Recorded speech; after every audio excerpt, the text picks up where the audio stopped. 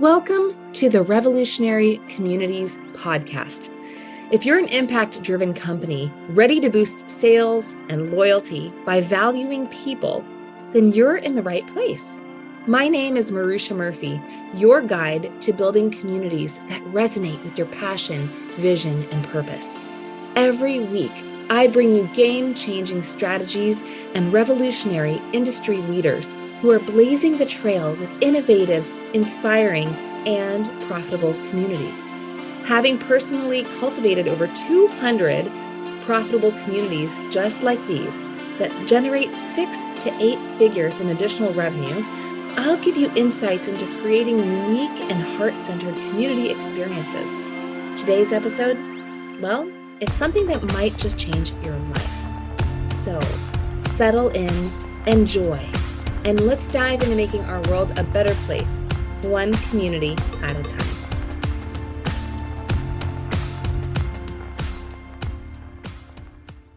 Hello. Welcome to episode number 4. Number 4 here at the Revolutionary Communities podcast. My name is Maruxa Murphy, and I am your host, and it is a pleasure to be here with you to talk specifically with you about communities and about how do you design communities in a way that feels so aligned with you and what you're creating in the world, and how do we start to shift culture because of it? How do we start to shift our industry because of it? How do we start to create massive transformation because of you choosing to create community in a powerful way? So today's episode is dedicated on how to start a revolutionary community. I'm going to dive in with you into what I call the transformed community paradigm. And, I actually created the transformed community paradigm because after having built over 100 communities with my 2 bare hands in the dirt, if you will, with visionaries just like you, who came to me and said, "Hey, Maruxa, I have this idea." And I had the pleasure of being the architect of turning those visions into reality and turning them into 6 and 7 figure communities in my first 100 communities, with the first 100 communities that I designed, and into thousands and thousands of people in those communities. I started to realize that while I can do it, while I can do it one by one, I wanted to actually multiply the impact, create to really bring more of us closer to bringing humanity back to the human race together. And I actually spent some time really thinking through how I did this very intuitively, right? What were the strategies in which I was just building community because I love being around people. I love supporting my clients to see their realities come to life. And as I sat down in the summer of 2020 to really think through and systemize my way of doing my work, I realized I have a very, very intentional process. And this is the process that I actually use to be able to really walk through community design in a way that makes sense for a lot of folks. Now, if you're listening to me on a podcast, that means you're not seeing the transformed community paradigm graphic, if you will, the visual for what this looks like. So I actually have in the links below the link where you can actually get this as a graphic, so you can actually go back to the same concepts that we're going to be talking about today and be able to experience it and really see how it visually looks for yourself. So I created it because here's what was happening. Oftentimes people would come to me and they would say, "Maruxa, okay, so I have this idea." And I was like, "Okay, tell me what this amazing idea is that you have," because I love hearing amazing ideas. And they would tell me about this vision that they had to really create some major transformation in the world. And then they would share with me and I would ask them, "Okay, phenomenal. I love your vision." And then they would say, I would ask them, "Tell me about your voice. Like, tell me, what do you stand for? What are you about? What is it that you can't imagine happening anymore in your industry, and what would you like to have happen instead? And so they would share their voice with me. They would share their thought leadership with me. And next thing I know, I would see them slump down when I would ask them, okay, so now tell me, have you built a community before? And it's really what I call the pyramid that's built on two sticks. And what I mean by that is that oftentimes communities are built primarily on a beautiful, gorgeous vision from a quick start. If you know the Colby index, most of us who are visionaries tend to be high on our quick start number. Mine is a 9, so you're not alone if you feel the same. And you go into building community with your vision for how the community should be built and your voice in the marketplace. And you go and you basically run towards the front door to Facebook or Mighty Networks or Circle or Discord or wherever you end up choosing to launch your community, and you hit create group. And then you start the group, you start building it and then activating it, filling it up with awesome humans. And then there's a whole bunch of amazing people in the room, and everybody is looking at each other and are like, sup, how you doing? How are you? And nobody knows really what the heck they're all doing in the same room. And so the group suddenly starts to die down. You start to get disengaged because you don't know what else to do but to share memes or maybe some questions and prompts every so often. But you really don't know how to really create that level of engagement and turn that vision that you had at one point into reality. Your offer is solid. You have a good offer. You know that people want that offer, but you just don't know how to really help them build that bridge towards that offer. So that is why I call it the pyramid built on two sticks. We're building these amazing, gorgeous communities, these beautiful structures, but they're built simply on a voice and on a vision, the two sticks. That's a huge problem. That's a huge problem. And that's why 98% of the communities that come to me are faced with the same problem as you, because there's no one talking about the bridge. How do we invite them into opportunities to work with us further? How do we really support them to really go into this place where I can support them and I can love on them and I can serve them really well, but then really start to really engage with one another? How do we do that, right? And so like I mentioned again, I'm gonna walk you through the transformed community paradigm to get out of that same cycle of the pyramid built on two sticks. And you're going to want to see some of the visuals. Okay. So I'm going to be putting them on my website. You'll have access to them. There's a link below to get access to them. And they're my gifts for you being a listener here on our podcast today. So the first thing you want to be paying attention to, the first part of the foundation of building your community, the first part of the foundation is what I call the 3 V's. Okay. When you're building from the transformed community paradigm model, you want to build from the 3 V's. This is where your vision comes in. Your voice definitely comes in. So those 2 sticks, they're in that foundation, super important. And you're going to want to look at your values. So your vision, your values, and your voice. Now, when I talk about values, I'm not just talking about, oh yeah, my values are, and you list off like 50 things, right? I love that you have so many values that lead the way. But actually it was a strategy that I learned from a mom mentor of mine, Susan C. in Austin, Texas, when I was first becoming a new mom. And she suggested that as a family, we create a family values in which we all lean towards and we all lean into. And those family values can choose to be the foundation for how we raise our children. So I really love this concept. And she suggested that really in building out our family values, we actually don't create a whole bunch of like rules, like, don't hate your sister, don't lie, don't cheat. Obviously, many of us who are parents have, and who have been children ourselves, have come from families where there's a lot of rules, right? So when she suggested that instead of living by rules, we live by values, it blew my mind. It blew my mind because, yeah, exactly. So instead of saying, so one of my family values is love, okay? And another one is respect. And so when we come to our children, when we talk with them, and instead of saying, one of our rules is that you don't hit each other, or one of our rules is that you keep your room clean, we say things like, hey, when we keep our room clean, we're really reaching into our family value of blank. Right? So when we keep our rooms clean, we're reaching into the family value of respecting ourselves and respecting our home and respecting each other's space.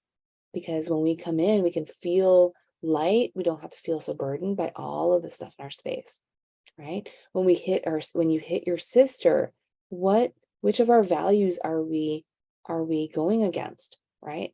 We're going against the value of love for ourselves and for one another. We're losing out on loving ourselves better because we're not practicing using, getting clear with our emotions and how we feel and what it is that we need for ourselves to feel loved and appreciated and seen right then. Instead, we're hitting, right? And we're also missing out on loving our sister because you're hitting her, you're hurting her.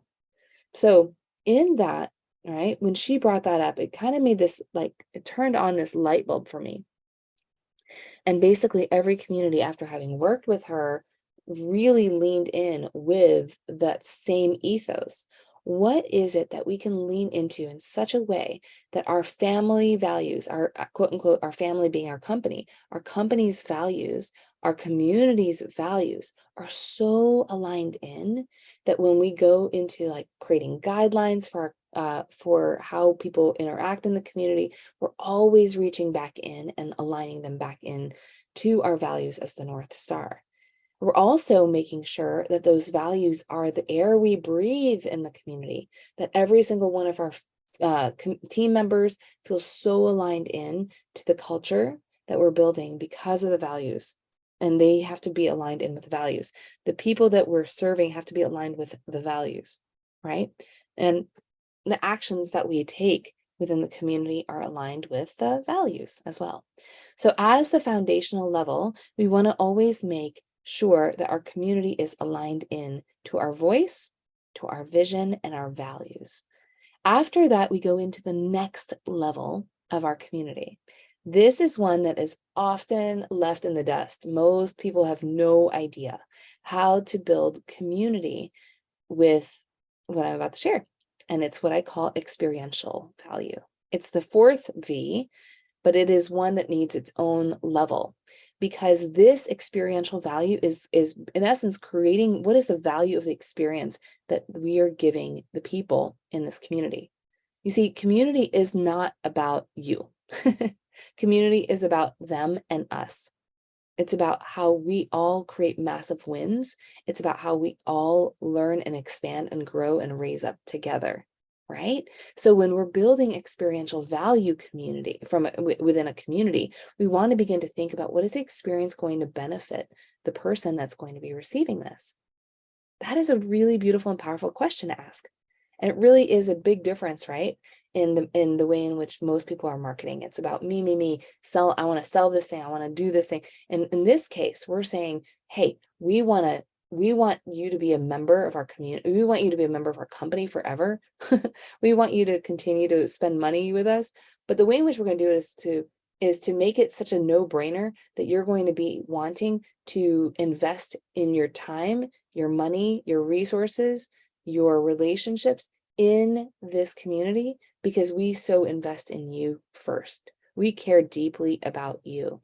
And so in the experiential value space, we're looking at things like, how do we treat our customers? We treat them how they want to be treated, right? We treat them in a way that feels really alive and aligned for them. The second thing we want to make sure we're doing is we're creating a culture. What are the cultural, what does culture even exist to be?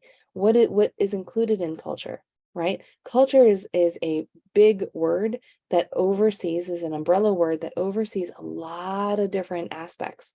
Everything from gestures and to nonverbal signs of culture include things like gestures, include things like your logo, include things like um, uh, colors, t-shirt, t-shirts that you would, does a group wear t-shirts every time, specific type of t-shirt every time they hang out? Are there hand gestures? They have a special handshake, they have a special nod. There's also verbal cues that you're part of the culture. This could be slang, this could be ways in which you open up a meeting, this could be things that you say in a more ceremonial way, right? And those are all different types. I mean, those are pieces of culture. You also have the kind of technology that you're utilizing. What kind of rhythm do you have in the community? Are there particular rituals that are created? Are there ways people are being celebrated in your community? Or are there ways people are being held when they're in the middle of a major challenge, personally or professionally? Are there ways in which you're having a regular cadence of activity? Are there, things like that? We're wanting to really design in how people know that they're a part of this community. And this is really where we add in also the sacred four, which we spoke about in episode number, I believe that was episode number 3, right? And so I want you to definitely listen back to that, because it really is about it creating that sense of belonging in this experiential value segment of the transformed community, right? The next thing up from this is what we call your profit path. Now, you remember I mentioned I spent the entire summer of 2020 really identifying a lot of the different aspects of my company, or of how I've built communities over the years. Well, what's so fun for me, at least, was to actually look at each and every one of those 100+ communities. And I dissected them in multiple different ways. I looked at what worked. I looked at what didn't work. And one of the things that really came through loud and clear were that with the communities that worked well, that there were really, if I got clear on this, there were 5 different, what I call profit pathways in which you can actually design a community so that it is very intentional to create profitability. Yes, exactly, right? There are actual strategies, there's actual techniques, there are actual ways in which you're building out your systems and processes so that you're building profitability based on the kind of community profit path you're choosing for your community.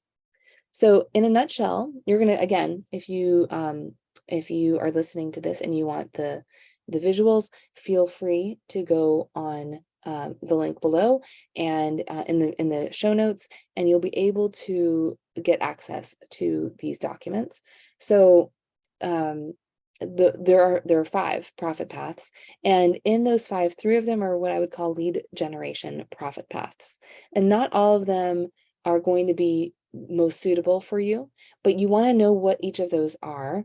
And I'll name them, and then you'll want to, we'll have more conversation on each of them in other episodes, I promise. So the first one is called an endorse community.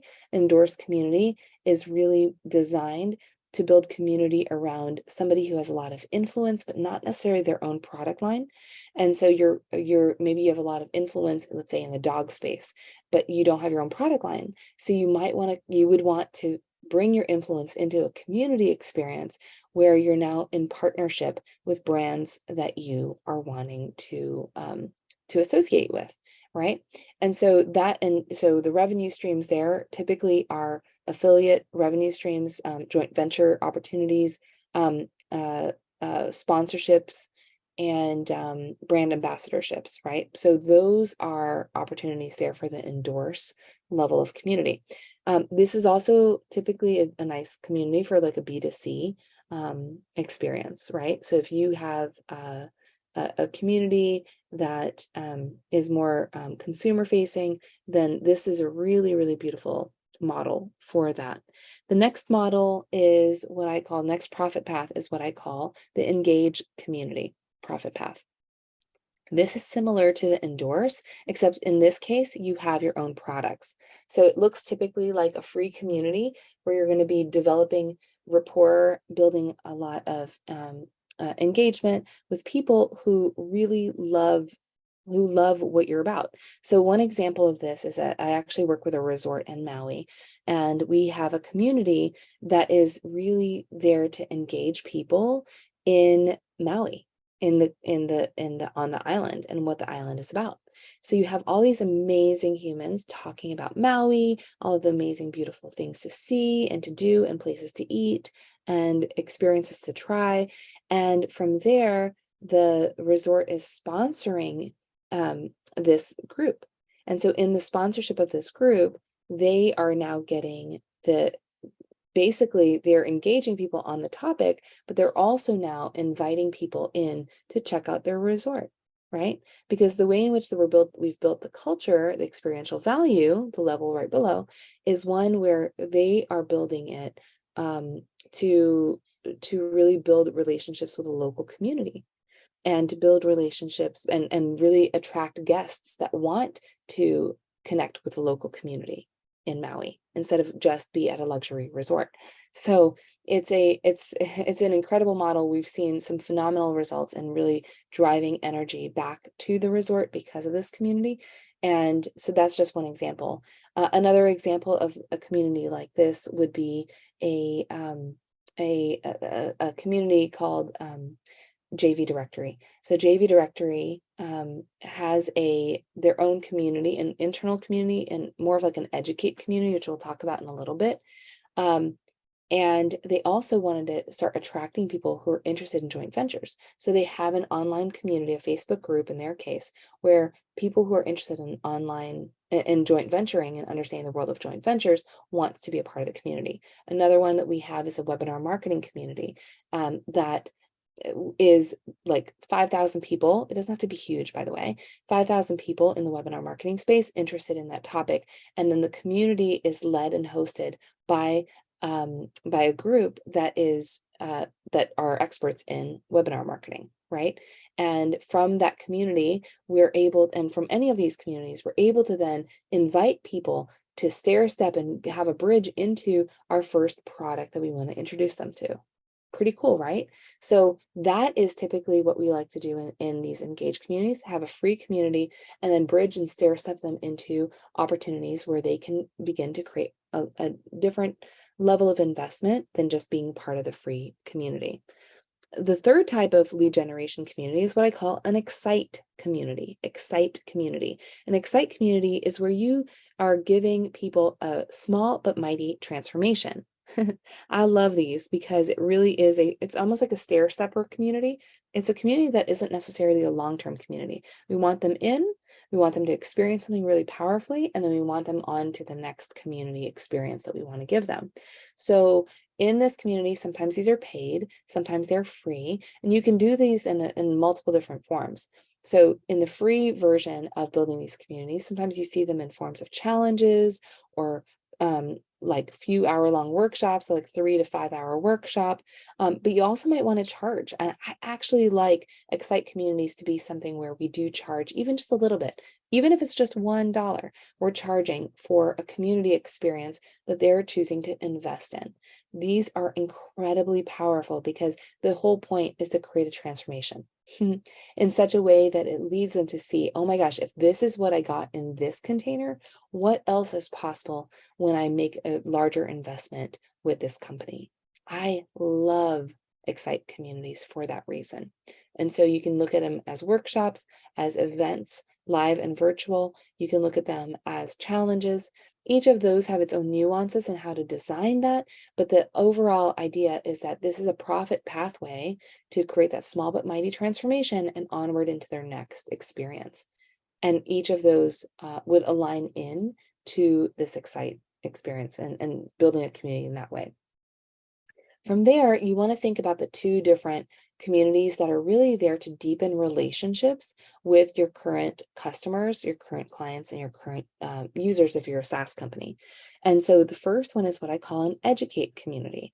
Educate community is really there to deepen the relationship between you and your people with a community so that they can ask questions, community to get to understand the concepts even more intentionally. So I have quite a few of my clients building in this space and building their engaged communities. Now, engaged communities could be low cost, $9.97 a month.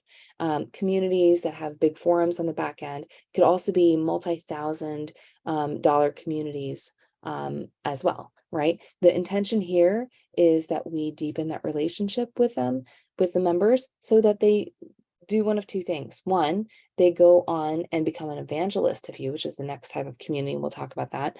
Or they, if that's the only thing you offer is that community, or they want to continue further with you, maybe stay on if you have a membership community, or they want to upgrade and up level and graduate into your other communities because of the experience that they're having in this one.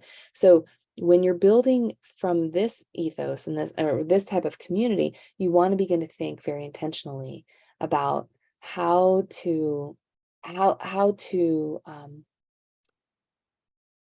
you want to create an experience here that invites them to want to continue further and to develop even further and deepen further with you. Okay. So then the final community is what we call the evangelist community or the evangelized community. And, I grew up Christian, so that word has some religious connotation. And in this case, I really want us to really imagine it more so as we want to invite people, not necessarily to join your religion, but to really recognize that they have had such an incredible experience and they can't wait with you, and they cannot wait to be a part of sharing you with more people in their world, right? So we want them to become a raving fan and basically evangelize like crazy about you, about what you're building, what you're creating. And those communities, the profit path there is to drive and bring in other people that would feel really aligned in with the community that you're building, right? And so therefore more revenue is coming in from new leads, coming in from these incredible quote unquote evangelists for your brand.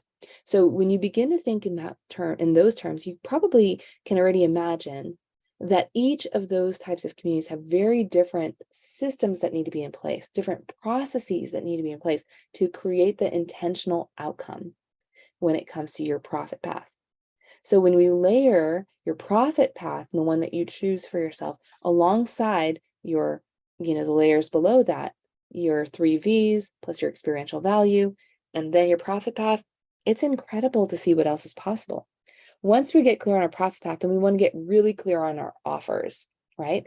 Not all offers are created equal when it comes to community. And there's so much more I can say about that, but the long and the short of it is this. When you're building out your community, you want to think about where psychologically your person is at that point and what next step would be most appropriate for them to receive that offer. There are going to be some people that want to jump all the way to your biggest offer from a free community, for example, from an engaged community. But the truth of the matter is it's very rare. And so we want to make sure we're giving them the appropriate next step based on where they are on their own customer journey and where they are psychologically in getting to know you as somebody that they might want to spend some money with and might want to invest in of themselves, right? So now that we have our first 4 layers in alignment, then we go to our 5th layer, and that's where we build that community. This is where we begin to think about very intentionally, okay, platform. What kind of platform is going to allow us that vision, to see that vision become reality? So if those who know me know that I am platform agnostic, I care more about your vision and being able to see that vision come to life than trying to create a community for a platform. We want the platform to serve us, not us serve the platform. Okay. So in fact, this is why I actually don't teach a specific platform anymore. I used to teach a lot on Facebook groups because we had a lot of people wanting to create Facebook groups. But the truth of the matter is you got to look at the vision, and then you use that vision to help grow your experience. There are going to be positives and minuses to every single platform. There's probably not going to be a platform that's exactly perfect fit all the time, but you want to make an intentional decision based on the vision and the experiential value that you're building to then choose the technology that's going to serve you well. Okay. So once we then get clear on the technology, then and only then do we hit that create group button. And once we get clear on all of those pieces below, then we can really build that community with that intentionality behind it. Once we have gone to the build phase, we go into our final phase, which is activation. And in activation, we're now really growing and engaging that community. In this activation phase, we're looking at things like, how do we create engagement? How do we know what's working, what's not working? What are our KPIs? And what are those KPIs telling us about where we're at right now? And what do we need to optimize because our stats are telling us what we're about. See, the thing is that when you're building community, it's really a three-parter. It's part heart, it's part art, and it's part science. The heart really lines into that first level, that level of vision, values, voice. Then from there, we get into the art of community, diving into the experiential value, into your profit paths, into your offers, and aligning those offers very intentionally and strategically, and looking at what technology we're utilizing in the build phase, right? Once we're there and we're starting to activate, and we're designing and we're growing the community, and now turning that house into a home and makes it feel like it's home, and we're a place where people can come and belong, then we start doing that through our activation. Then we go into the science, and we're really being able to pay attention to how do we optimize this community more intentionally, right? What are our numbers saying? Are we at the 50% engagement level that is like Maruxa's standard?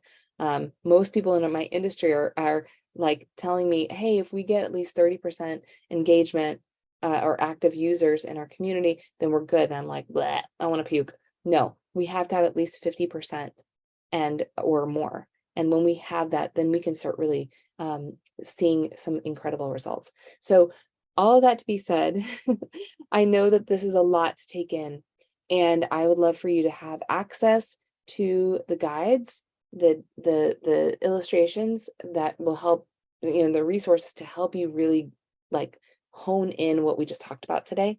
And I'm thrilled to have that. And the link is right here below in the show notes. So take a look at that. I cannot wait to see you in our next episode. We're going to be really diving into the next episode, pretty much just on what I call the new ROI. This is something you definitely don't want to miss. When we talk about the new ROI, it's literally why we can start measuring the science of community today. And how do we do that well? So let's go into it. I'll see you over there in the next episode. Enjoy the rest of your day. And that wraps up another enlightening episode of the Revolutionary Communities podcast. Remember, it's not just about building communities. It's about sparking movements and echoing change across the globe.